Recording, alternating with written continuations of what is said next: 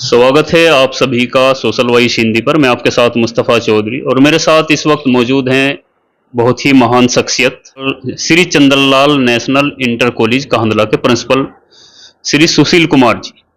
बात आज बड़े गंभीर मुद्दे पर हम करेंगे जो हर इंसान की ज़िंदगी से जुड़ा हुआ है, बच्चों की ज़िंदगी से जुड़ा हुआ है। अभी एडमिशन का दौर चल रहा है, सभी अपने बच्चों को या तो किसी दूसरे स्कूल में ट्रांसफ़र करके एडमिशन करा रहे हैं, जहाँ पर बच्चे पढ़ते हैं वहाँ पर फीस वीस जमा करके उनको कोर्स दिलवा रहे हैं।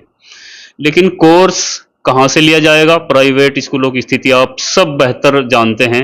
एक विशेष दुकान से लिया जाएगा। कितने में लिया जाएगा ये दुकान भी सेलेक्ट कॉलेज करेंगे, स्कूल करेंगे, और कितने में कोर्स लिया जाएगा ये भी स्कूल ही तय करेगा कि कितने आपको देने हैं कोर्स खरीदने के लिए। अब एक छोटी सी किताब खरीदोगे आप जो मात्र 20 पेज की या 10 पेज की या 30 पेज की होगी और उस पर मन मर्जी से प्राइस लिख दिया 300 रुपये या 350 रुपये, आपको 1 रुपया भी कम नहीं मिलेगी। आखिर प्राइवेट स्कूलों की इस मनमानी लूट पर गुरुजी क्या सोचते हैं? कौन लोग इसके दोषी हैं? ये शिक्षा प्रणाली किस तरह से काम कर रही है, इसी को लेकर बात करेंगे। गुरुजी आपका बहुत बहुत शुक्रिया। भाई मुस्तफ़ा जी, बहुत सारा धन्यवाद। और इस समाज की आवाज़ को जो आप सोशल वॉइस कह रहे हो, इसको जिंदा रखना, आप उठाते रहना। जी जी, बताओ सवाल क्या है? ये सवाल यही है, सोशल वॉइस हमारे चैनल का नाम है और सामाजिक आवाज़, और सामाजिक आवाज़ उठाना भी हमारा मकसद है और उठानी भी चाहिए, क्योंकि राजनीतिक कवरेज तो बहुत करते रहते हैं जो नफ़ा कम, बहुत से लोगों को नुकसान बहुत ज़्यादा होता है। लेकिन अब ये जो मेन मुद्दा हमने उठाया है स्कूलों की मनमर्जी, आप तो प्रिंसिपल हैं, सरकारी स्कूल के प्रिंसिपल है, एनसीईआरटी की पाठ्यक्रम यहाँ पर लागू है, यहाँ तो ऐसी कोई है नहीं। लेकिन जो प्राइवेट स्कूल हैं उनकी मनमर्जी इतनी चल रही है, और आज से नहीं काफ़ी समय से। पहली तो बात एडमिशन कराना ही मुश्किल, बहुत महंगी फीस, उसके बाद किताबें विशेष दुकान से किताबें लगेंगी, बहुत ही महंगे रेट की किताबें विशेष दुकान से ही खरीदनी पड़ेगी, फिर ड्रेस, ये तमाम मुद्दे। आखिर गरीब इंसान पढ़ाए तो पढ़ाए कैसे? देखिए मुस्तफ़ा भाई, इस देश में एजुकेशन की जहाँ से मैं देख रहा 3 व्यवस्थाएं हैं। जी एक तो यहाँ अमेरिकन एजुकेशन है, जिसके बारे में हम कल्पना भी नहीं कर सकते, केवल सुन सकते हैं, सोच सकते हैं। Lord Mayo college, Birla institute, जिनमें उनके बच्चे पढ़ते हैं जो इस देश के धनाढ्य लोग हैं, जिनके बारे में हम कल्पना भी नहीं कर सकते। उनके जैसा हम किसी दिन बच्चे को टूर पे ले जाएं, यहाँ 1 दिन के लिए, 2 साल से हम भी ले जा रहे हैं। जी जी, उनके ऐसे टूर नहीं जाते, उनके स्टडी टूर जाते हैं कि 1 महीने के लिए स्टडी टूर गया है। कहाँ? ऑक्सफोर्ड में। 1 महीने का स्टडी टूर कहाँ गया है? कैलिफोर्निया में। तो एक तो वो एजुकेशन है इस देश में, ठीक। दूसरी एजुकेशन वो है जो सरकार ने ये पैदा की, जिससे आप त्रस्त हैं, ये पब्लिक स्कूल टाइप, इसे मैं कहता हूं मलेशिया टाइप एजुकेशन, ठीक। ये हम लोग भी इसके प्रभाव में आ गए। मेरे पास रहने को घर नहीं है कस्बे में, शहर में, लेकिन स्कूल, पब्लिक स्कूल शहर में ही है, तो मैं किराए पे घर ले रहा हूँ, वहाँ संसाधन जुटा रहा हूँ बच्चे को पढ़ाने के लिए, और मेरा बच्चा वहाँ जा रहा है। और मेरे बच्चे के साथ जो बच्चे पढ़ रहे हैं, मुझे ये समझ नहीं आता कि वो किस एनवायरनमेंट से आ रहे हैं। बच्चे को स्कूल में कितना समय मिलता है? 6 घंटे। 18 घंटे किस एनवायरनमेंट में रह रहा?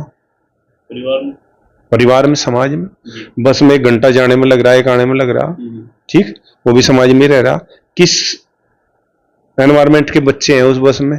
क्या उनकी भाषा है, क्या उनकी शैली है, क्या उनकी अप्रोच है, वो सब चीज प्रभावित करेंगी। तो ये जो पब्लिक स्कूल है, ये एजुकेशन को छोड़कर सब कुछ बेचते हैं। किताब बेचते हैं, आप जानते हैं, बैग बेचते हैं, मोजे वो बेचते हैं, ड्रेस वो बेचते हैं, कोट वो बेचते हैं, स्टेशनरी वो बेचते हैं। एजुकेशन को छोड़कर सब कुछ वहां बिकता है। और एजुकेशन कहाँ लेते हैं वे बच्चे? ट्यूशन में। आप समझते हैं, ये व्यवहारिक बात है। लेकिन किनके हैं वे स्कूल? जो सत्ता से जुड़े हुए लोग हैं, नव धनाढ्य वर्ग है। और शायद इसीलिए कोई नियम कानून उनके लिए नहीं है, क्योंकि जब महाराज जी आदित्य योगीनाथ जी आए सरकार में, तो एक ऑर्डर आया कि फीस कम होगी, फीस पर लगाम लगेगी। कुछ दिन रहा वो, 1 महीना जो है वो सरसरा, सरसराहट रही, लेकिन हुआ कुछ नहीं। फिर दब गया था मामला। ठीक, वो एक तीसरे तरह की एजुकेशन जो है भारत में ये है, इसे मैं कहता हूं बांग्लादेशी एजुकेशन, जिसमें हम काम कर रहे हैं, जिससे हमें रोटी मिल रही है, जिससे मेरा घर चल रहा है। इस सेगमेंट में ये जो सरकारी और एडिड स्कूल जो है, एक तो इसमें सरकारी स्कूल है जो सीधे गवर्नमेंट कॉलेज है, एक एडिड है जिन्हें जो है गवर्नमेंट ग्रांट इन एड देती है। तो इनमें जो बच्चे पढ़ते हैं ये एक बांग्लादेशी एजुकेशन व्यवस्था है। इसमें जिसको किसी को रास्ता नहीं मिलता वो यहाँ आवेगा, जिसके बाप के पास संसाधन नहीं है वो यहाँ आवेगा, जिसके पास वो 3,000 रुपये पर मंथ की फीस देने की व्यवस्था नहीं है वो यहाँ आवेगा। ठीक, ये तीसरी से परिणति क्या होती है, ये जो हमारे बच्चे हैं जो इसमें आ रहे हैं, ये बच्चे सपने देखते हैं गवर्नमेंट कॉलेज में आकर, हम इन्हें दिखाते हैं सपने कि तुम IAS बनोगे, PCS बनोगे, फिर ये प्रयास करते हैं। प्रयास करने के बाद जो है ये कंपटीशन के लिए जान लगा देते हैं। अल्टीमेटली ये गिर पड़ के या तो अध्यापक बन जाते हैं या ये एक बाबू बन जाते हैं। इनकी परिणति यहाँ होती है। ये जो पब्लिक स्कूल के बच्चे हैं, पब्लिक स्कूल का बच्चा जो है वो सपने देखता है कि वो शायद किसी कंपनी का MD बनेगा या किसी कंपनी का CEO बनेगा, लेकिन वो उनमें से कुछ बच्चे जो जीनियस होते हैं वो आगे बढ़ते हैं, लेकिन मोस्टली वो लोग नहीं जा पाते वहां। वो जो है जो एक सेक्टर जो चल रहा है अब जॉब, इसे जॉब कहते हैं, बीटेक कर रहा है, जॉब कर रहा है बच्चा, हो क्या रहा व्यवहारिक रूप से, हो ये रहा कि बीटेक कर ली, प्लेसमेंट होता नहीं कैंपस से, कहीं जॉब है, वो जॉब 25,000 रुपये का है, 15,000 रुपये घर वाले भेजते हैं उसको, 40,000 में उसका किसी कोस्मोपॉलिटन सिटी या मेट्रोपॉलिटन सिटी में उसका खर्चा चलता है 40,000।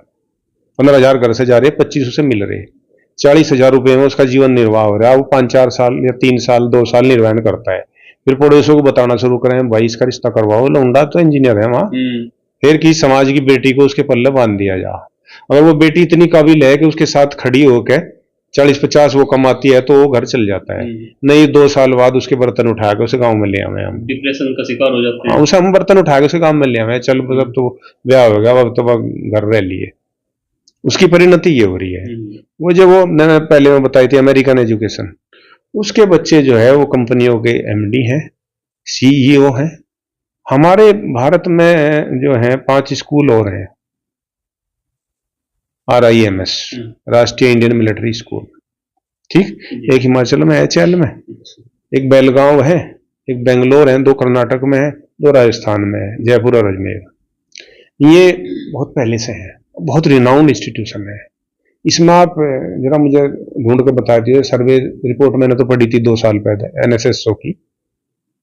समाज का एक वर्ग इसमें अपने बच्चे को भेज नहीं रहा, उनके कैंपस टॉप क्लास, उनका एनवायरनमेंट A ग्रेड का, उनकी फैकल्टी A ग्रेड की, लेकिन बच्चे कौन से पढ़ रहे हैं वहां, बच्चे वहां मेरे पढ़ रहे हैं, या तो वो OBC का बच्चा पढ़ रहा या वो SC का बच्चा पढ़ रहा।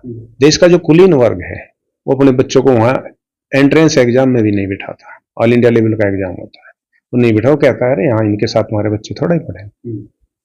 एक वो व्यवस्था है। अभी रिजल्ट आया है, आपको पता जवाहर नवोदय विद्यालय केंद्रीय विद्यालय का रिजल्ट कितना है? नहीं पता, 99.09।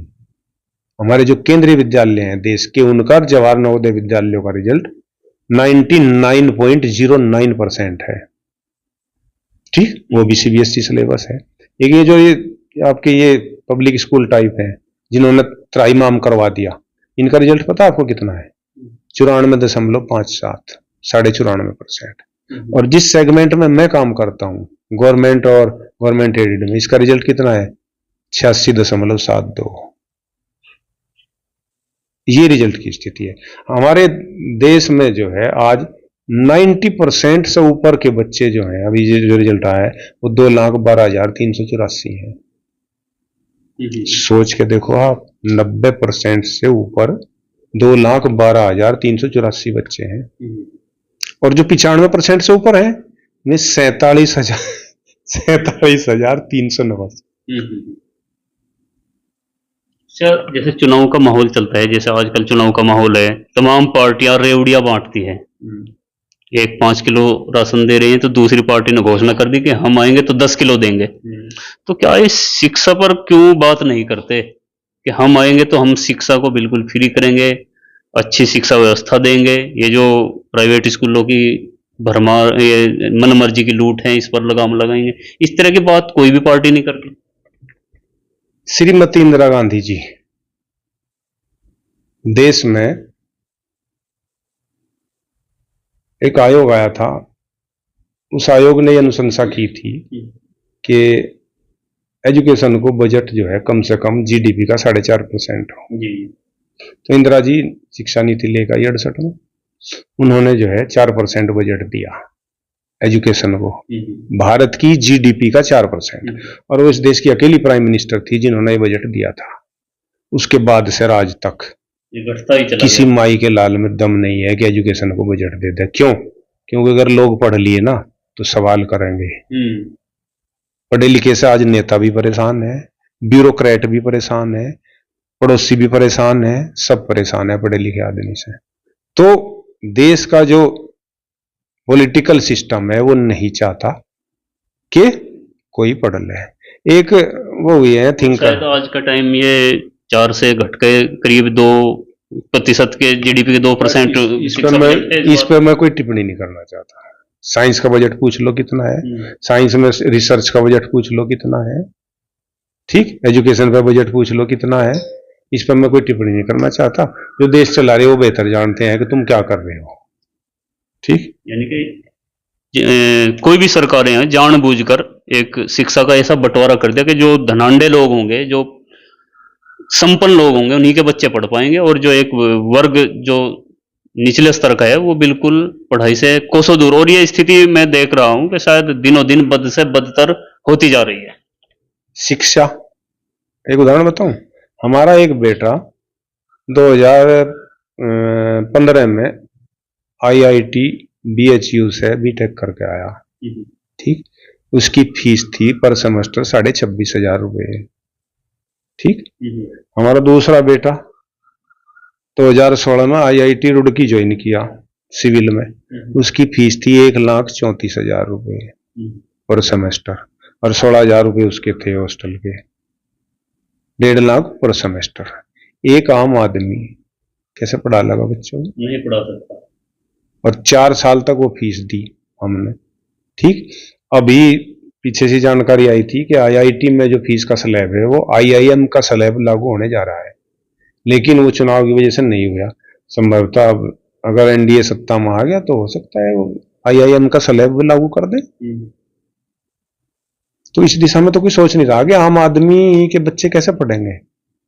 और शायद आम आदमी को भी 5 किलो राशन से ही मतलब रह गया, या तो उनके इतना संकुचित मन हो गया कि वो 5 किलो राशन से बाहर ही नहीं निकल पा रहे। अब 10 किलो का राशन लालच कांग्रेस ने दे दिया, पीछे कोई नहीं है, ऐसा नहीं है कि भाई बीजेपी है, अब कांग्रेस ने 10 कर दे दिया और इसी को बल्ले बल्ले। देखो ये तो देखो, अब मुझे कोई राशन का लालच दे रहा है तो मुझे तो तय करना। जो आदमी, याद रखना, जो आदमी ईज की तरफ चलेगा, आराम की तरफ चलेगा, वो निश्चित रूप से कम्स टू एन एंड, वो खत्म होगा। जो आदमी संघर्ष करेगा वो आगे बढ़ेगा। तो जो जनता का हिस्सा वो 5 किलो अनाज लेकर आराम की तरफ बढ़ रहा है, उसे निश्चित रूप से खत्म होना पड़ेगा। याद रखना मेरी बात, उसकी आने वाली पीढ़ियां खत्म होंगी। जो उस 5 किलो अनाज को भी घर रख के, जो दे रही है सरकार, उसे भी घर रख के और फिर भी मेहनत के लिए चलेगा और हाड़ तोड़ मेहनत करेगा, संघर्ष करेगा, उसकी अगली पीढ़ी कुछ करेगी, क्योंकि वो अपनी ऊपरली पीढ़ी से प्रेरणा लेगी। ठीक, बहुत शुक्रिया। तो सरकारें जनता के लिए ही होती हैं। 5 किलो राशन भी बहुत लोगों की जरूरत है तो उनको मिलना चाहिए, लेकिन सबसे बुनियादी जो चीज है शिक्षा, जो आदमी को सशक्त बनाती है, अपने पैरों पर खड़ी करती है, और खास तौर से एक तबका जो गरीब तबका है उसके लिए पढ़ाने के लिए आज के टाइम में बड़ी दुविधाएं उत्पन्न हो रही हैं। तो सरकार को, एजुकेशन सिस्टम को इस तरफ ध्यान देना चाहिए ताकि हर गरीब अमीर का बच्चा पढ़ सके। ये देश गणतंत्र है जी, इसमें 2 चीज है, गण और तंत्र। जब देश की योजनाएं, उनका ताना बाना, उनका खाका गण के मुताबिक बनेगा तो देश आगे बढ़ेगा। ठीक, और जब देश में तंत्र सिस्टम के मुताबिक काम होगा तो देश में जो है यूनिफॉर्मिटी आएगी, एक रूपता आएगी। अब देश एक रूपता की ओर बढ़ रहा, और जब देश में एक रूपता आती है तो जनता शासन से डरती है। और जब देश में गण के मुताबिक योजनाएं बनती हैं और गण के मुताबिक उनकी प्राथमिकताओं को ध्यान में रखकर खाका तैयार होता है तो देश में डाइवर्सिटी आती है, विविधता आती है। जब देश में विविधता आएगी तो सरकारें जनता से डरेंगी। ये एक सीधा फार्मूला है गणतंत्र का। ठीक, अब देश यूनिफॉर्मिटी की तरफ बढ़ रहा है, देश शासन से डरता है। बहुत सारी शुभकामनाएं, आप पहली बार मेरे पास आए। जय हिंद, जय भारत। बस बहुत दिली तमन्ना थी, क्योंकि एजुकेशन पर, क्योंकि हम तो कुछ भी नहीं है, गुरुजी बहुत काफी जानकारियां रखते हैं, तो सवाल करने वाला चाहिए, सब ज्ञान इधर है। लेकिन जो भी मैं पूछ पाया, फिर कभी अगली वीडियो में बात करेंगे। बने रहिए हमारे साथ और चैनल को सब्सक्राइब जरूर कीजिए। धन्यवाद।